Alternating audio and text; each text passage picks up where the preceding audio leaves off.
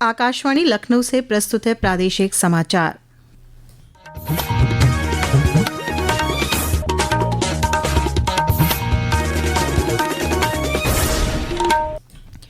मुख्य समाचार।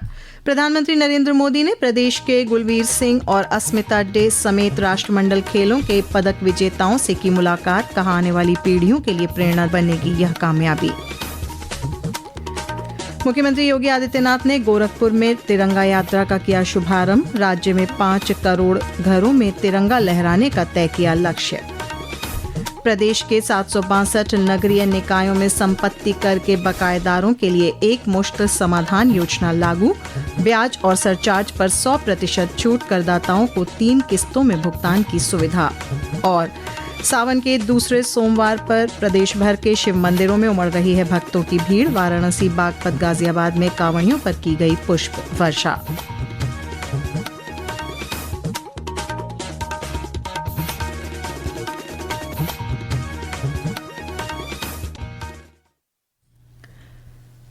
नमस्कार, प्रदेश के समाचारों के साथ मैं श्वेता उपाध्याय और अब समाचार विस्तार से। प्रधानमंत्री नरेंद्र मोदी ने प्रदेश के गुलवीर सिंह और अस्मिता डे समेत राष्ट्रमंडल खेलों के पदक विजेताओं से कल नई दिल्ली में अपने आवास पर मुलाकात की। पदक जीतने वाले खिलाड़ियों ने प्रधानमंत्री से राष्ट्रमंडल खेल के अनुभव साझा किए। श्री मोदी ने कहा कि सम्मान केवल पदक जीतने में नहीं, बल्कि एक युवा प्रतिभा के रूप में उत्कृष्ट खेल दिखाने में है। आपके इस अचीवमेंट को सिर्फ आपका अचीवमेंट मानता हूं, ऐसा नहीं है। ये आपका विजय आने वाली पीढ़ियों के लिए बहुत बड़ी प्रेरणा बन जाता है। अगर आप लोग खेलो इंडिया की प्रतिष्ठा बढ़ाते हैं, और प्रतिष्ठा सिर्फ वहां जाकर के रिबन काटने से नहीं होगी, आप वैसे ही खेलेंगे जैसे एक छोटा खिलाड़ी खेलता है, ये बहुत बड़ा कंट्रीब्यूशन करेगा, क्योंकि अभी तो हमें बहुत आगे जाना है।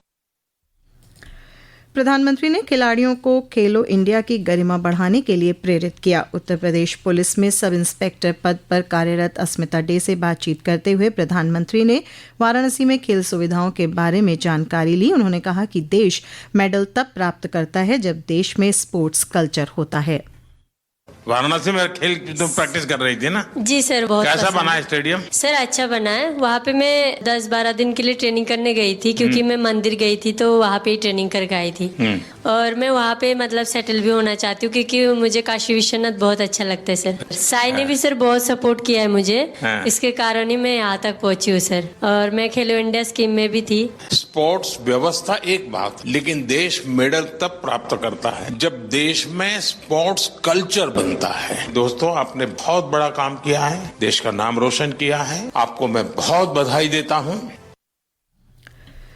भारत ने 23 जुलाई से 2 अगस्त के बीच ग्लासगो में संपन्न राष्ट्रमंडल खेलों में 13 स्वर्ण, 17 रजत और 9 कांस्य पदक जीतकर चौथा स्थान हासिल किया है। पदक विजेताओं में उत्तर प्रदेश पुलिस में कार्यरत अस्मिता डे ने जूडो में स्वर्ण पदक और गुलवीर सिंह ने एथलेटिक्स में रजत और कांस्य पदक जीतकर देश का मान बढ़ाया है।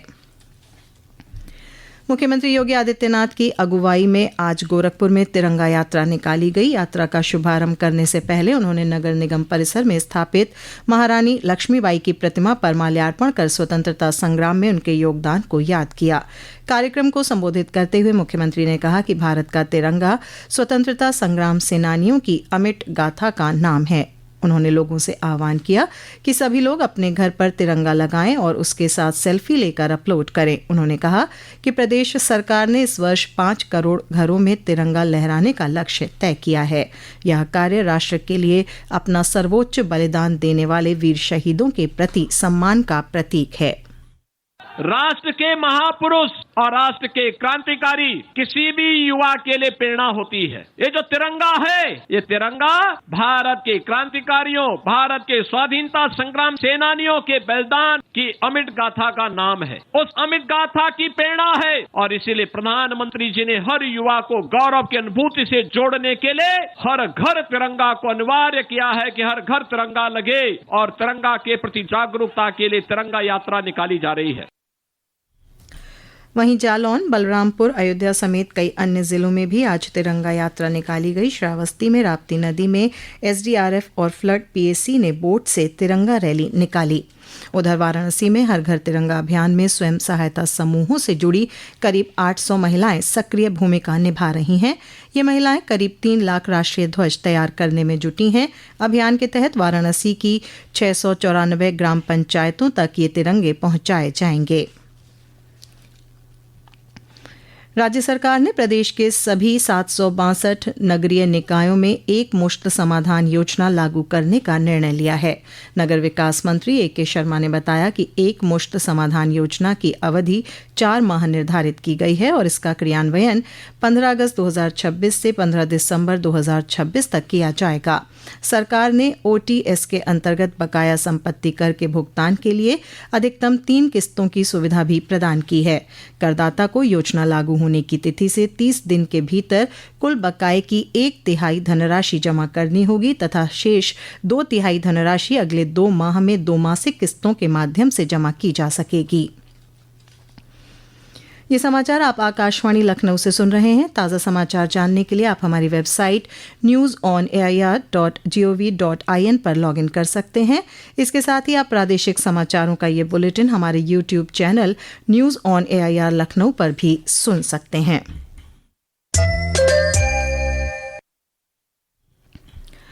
सावन के दूसरे सोमवार पर प्रदेश भर के शिव मंदिरों में भक्तों की भारी भीड़ उमड़ रही है। वाराणसी के श्री काशी विश्वनाथ धाम में बाबा विश्वनाथ के दर्शन के लिए पहुंचे कांवड़ियों और श्रद्धालुओं का पुष्प वर्षा कर स्वागत किया गया।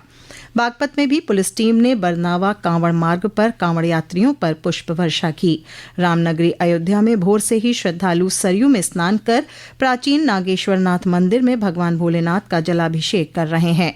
भारी भीड़ को देखते हुए जिला प्रशासन ने सुरक्षा और यातायात के व्यापक इंतजाम किए हैं। सर्किल ऑफिसर आशुतोष तिवारी ने बताया कि पूरे इलाके को अलग अलग सेक्टर और जोन में बांटा गया है और कांवड़ियों के आने जाने वाले इलाके को नो व्हीकल जोन घोषित किया गया है।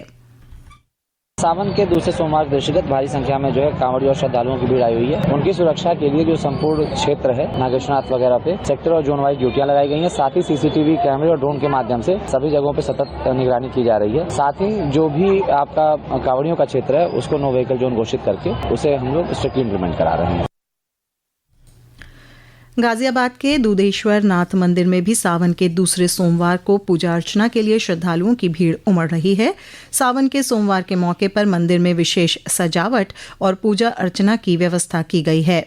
कांवड़ यात्रियों पर पुलिस प्रशासन और गाजियाबाद विकास प्राधिकरण ने विभिन्न स्थलों पर पुष्प वर्षा भी की। गाजियाबाद के जिलाधिकारी रविंद्र कुमार मानदंड ने बताया कि कांवड़ियों और श्रद्धालुओं की भीड़ को देखते हुए मंदिर परिसर और आसपास के इलाके में सुरक्षा के पुख्ता इंतजाम किए गए हैं। ड्रोन के माध्यम से भी निगरानी रखी जा रही है। सीसीटीवी कैमरे इंस्टॉल हैं। पीए सिस्टम के माध्यम से लोगों को भी लगातार सूचित किया जा रहा है और हमारे जितने ऐसे क्रिटिकल पॉइंट है जहां पर कोइंसाइडिंग होती है वहां पे पुलिस का और सिविल डिफेंस का डिप्लॉयमेंट हम लोगों ने किया है। अलग अलग कांवड़ शिविर हैं 300 से ऊपर जो लगातार भोजन, पानी और विश्राम की व्यवस्था कर रहे हैं। 26 से ऊपर चिकित्सा शिविर हैं जो चिकित्सा सहायता हमारे कांवड़ श्रद्धालुओं को उपलब्ध करा रहे हैं और 4000 से ऊपर पुलिसकर्मी हैं जो इस पूरी व्यवस्था में लॉ एंड ऑर्डर मेंटेन रहे उसके लिए लगातार प्रयासरत हैं।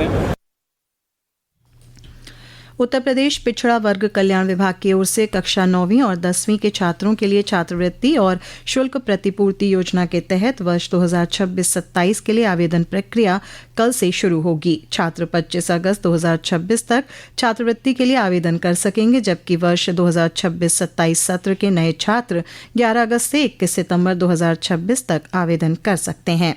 छात्रों से समय सीमा के भीतर आवेदन करने की अपील की गई है। राजधानी लखनऊ समेत कई जनपदों में आज हुई बारिश से लोगों को गर्मी से राहत मिली है। वहीं पहाड़ों पर हो रही बारिश और बांधों से पानी छोड़े जाने के कारण बदायूं और फर्रुखाबाद में गंगा, लखीमपुर खीरी और बाराबंकी में शारदा और अयोध्या व बलिया में घाघरा नदी का जलस्तर खतरे के निशान के पास पहुंच गया है।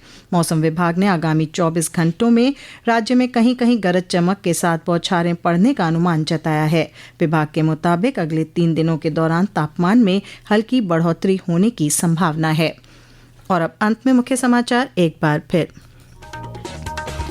प्रधानमंत्री नरेंद्र मोदी ने प्रदेश के गुलबीर सिंह और अस्मिता डे समेत राष्ट्रमंडल खेलों के पदक विजेताओं से की मुलाकात, कहा आने वाली पीढ़ियों के लिए प्रेरणा बनेगी यह कामयाबी।